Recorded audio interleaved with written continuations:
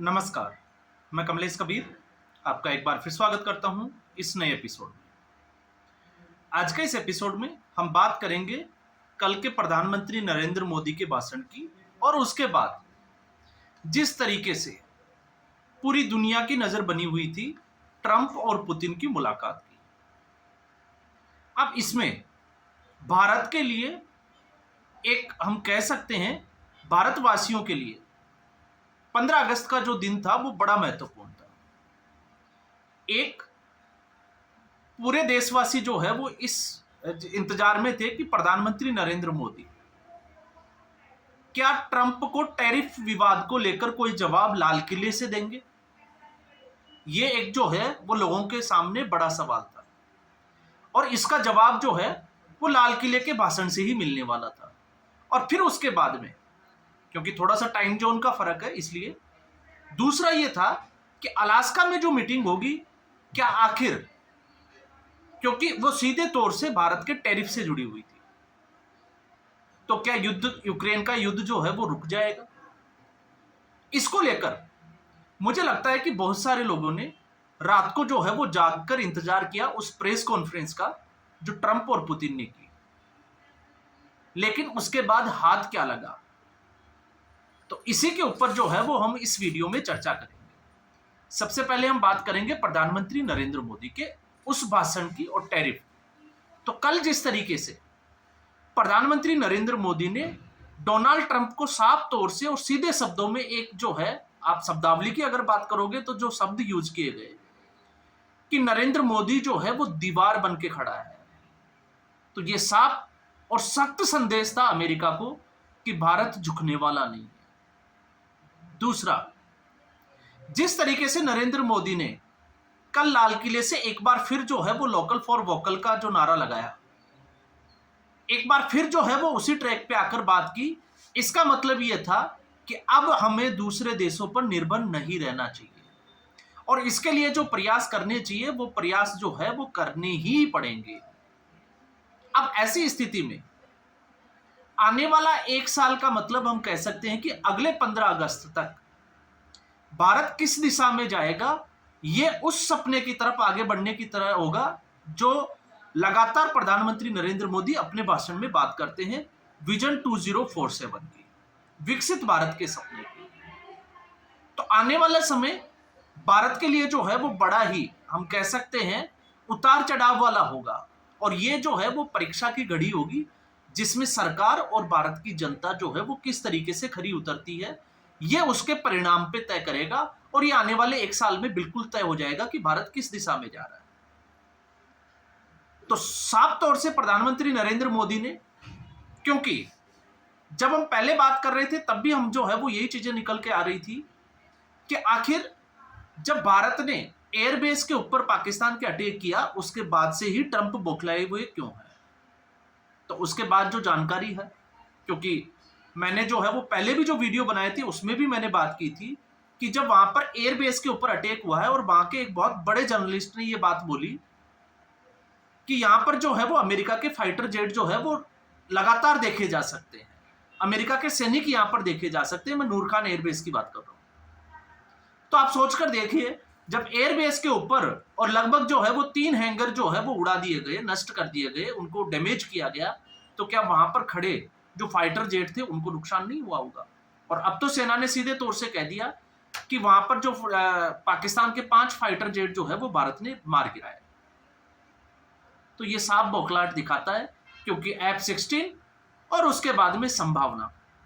अब जब हम संभावना की बात करते हैं तो सबसे बड़ी संभावना ये है बौखलाने के पीछे कि जब अमेरिका अफगानिस्तान छोड़ के गया तो वो अपने हथियार नहीं लेकर गया, तो आखिर वो गए कहां। तो खबर ये है कि वो सारे जो है वो पाकिस्तान में है। तो ऐसी स्थिति में डोनाल्ड ट्रंप का ऐसे जो ना हम सबको समझ में आ सकता है। अब डोनाल्ड ट्रंप दूसरा अगर आप देखोगे तो शांति का जो नोबेल पुरस्कार है उसके लिए आगे बढ़ते हुए दिखाई देते हैं। वो लगातार ये दावा करने की कोशिश कर रहे हैं, जता रहे हैं कि उनको जो है वो शांति पुरस्कार नोबेल प्राइज मिलना ही चाहिए। और फिर उन्होंने दावा कर दिया कि भारत और पाकिस्तान के बीच में सीज फायर करा दिया। अब आप सोच कर देखिए, अगर भारत सीज फायर पे मान जाता तो क्या अमेरिका भारत के ऊपर टैरिफ लगाता? और अगर इतना ही आसान था और इतना ही सहज था कि अमेरिका जो है वो इंटरफेयर कर सकता है, तो फिर अमेरिका अब तक जो है वो भारत के खिलाफ कुछ कर क्यों नहीं पाया? और नरेंद्र मोदी लगातार ये क्यों कह रहे हैं कि किसानों के और मछुआरों के और पशुपालकों के बीच में मोदी जो है वो चट्टान की तरह खड़ा है? मतलब साफ तौर से वो अमेरिका को कह रहा है कि हम आपके जो है वो दबाव में आने वाले नहीं है। तो ये हमारे विपक्ष को भी समझना पड़ेगा, हम लोगों को भी समझना पड़ेगा। और ये ठीक वैसा ही है कि आप ये कहते हो कि भारतीय जनता पार्टी ने 400 का नारा दिया था लेकिन 240 पर आ गया, और फिर भी आप ये कह रहे हो कि चुनाव आयोग को जो है वो गड़बड़ की है, चुनाव आयोग ने बैटिंग की है, ईवीएम में गड़बड़ की है। तो ईवीएम में जो गड़बड़ करेगा वो मतदाता सूची में गड़बड़ क्यों करेगा? पहला सवाल। और दूसरा, अगर इतना ही आसान था तो भारतीय जनता पार्टी कम से कम 272 सीट तो लेती, 240 पे ही क्यों आ गई? तो सोचने की बात है। और फिर भारतीय जनता पार्टी ने धारा जब 370 हटाई, आर्टिकल 35A की भी हम बात कर सकते हैं, तो कश्मीर में भी तो वो अपने जो है वो सत्ता में आ सकती थी, लेकिन और वो इसलिए आ सकती थी क्योंकि दुनिया को सामने एक मैसेज आता कि भारत की जो जनता है, कश्मीर की जनता, वो नरेंद्र मोदी के इस फैसले के साथ है। लेकिन ऐसा तो कुछ हुआ नहीं। तो इसलिए ये सारी बातें जो है वो जिनका जो है वो खंडन हो जाता है कि ये सिर्फ और सिर्फ जो है वो हम लोगों को भ्रमित किया जा रहा है। तो ये कल के भाषण में बड़ी इंपॉर्टेंट चीज और साफ तौर से पूरी दुनिया को एक मैसेज प्रधानमंत्री नरेंद्र मोदी के द्वारा।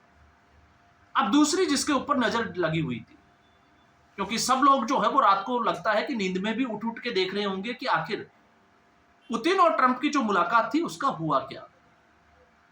तो कुछ नहीं हुआ, सिर्फ और सिर्फ एक फुसकी बम था।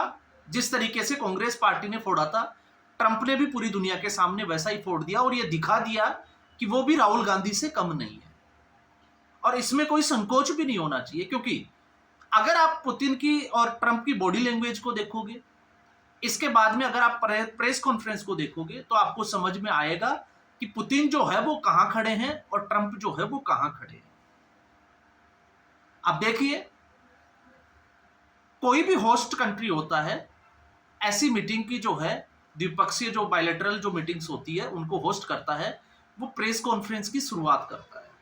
और प्रेस कॉन्फ्रेंस में शुरुआत में वो इस तरीके से एक एजेंडा सेट करता है कि हमारा ये मोटिव था, इन मुद्दों पर चर्चा हुई, इन पे जो है वो बाकी चर्चा होना बाकी है। लेकिन कल क्या हुआ? ट्रंप ने जो है वो सारा मोदी की तरफ, पुतिन की तरफ छोड़ दिया, और पुतिन ने अपना जो है वो दुनिया के सामने एक एजेंडा सेट कर दिया। उन्होंने कह दिया किस किस शर्त पे जो है वो क्या क्या हो सकता है। दूसरा, डोनाल्ड ट्रंप जो है वो किसी भी चीज को लेकर फोकस्ड भी दिखाई नहीं देते। जिस तरीके से आपने देखा कि राहुल गांधी भी जो है वो अपने मुद्दों को लेकर फोकस नहीं होते। चुनाव आयोग का मुद्दा उठाया, मतदाता सूची का, कर्नाटका का, फिर महाराष्ट्र की बात कर ली, पहले भी ईवीएम की करते थे, फिर उसके बाद में मृतकों के साथ चाय पी ली, और तभी एक स्टेटमेंट आता है कि राहुल गांधी की जान को खतरा भी है। तो आप सोच के देखिए। तो ऐसे, क्योंकि जब आपको दुनिया देखती है एज ए लीडर, तो वो ये देखती है कि आप जो है वो कितने फोकस्ड है अपने काम को लेकर।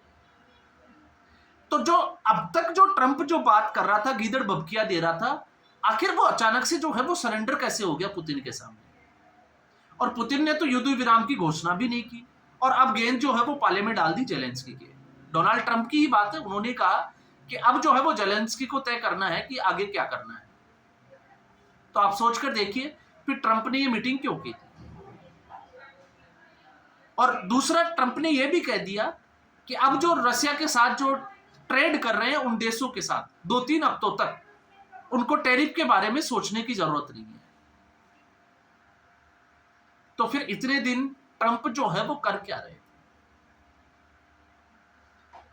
तो इसलिए अगर आप ओवरऑल देखोगे तो कल के प्रधानमंत्री नरेंद्र मोदी का भाषण और पूरी दुनिया को जवाब कि टैरिफ के दबाव के सामने नरेंद्र मोदी झुकने वाला नहीं है।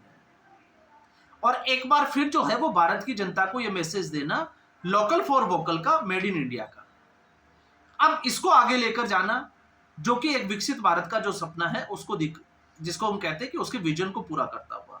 और दूसरी तरफ ट्रंप जो है वो मायूस है, फंबल करता हुआ नजर आता है, वी विल सी से आगे जो है वो बढ़ ही नहीं पाता है।